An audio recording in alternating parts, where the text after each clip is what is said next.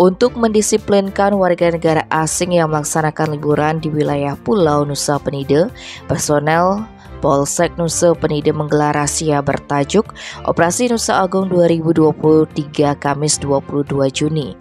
Lokasi yang dipilih yakni Jalan Raya Pet, Nusa Penida.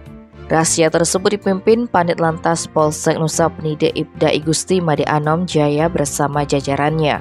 Razia menyasar WNA dan warga lokal yang bertujuan menciptakan keamanan, keselamatan, ketertiban, dan kelancaran berlalu lintas.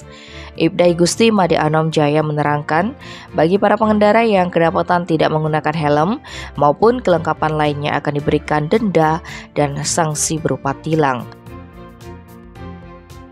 Tim Bali Express melaporkan.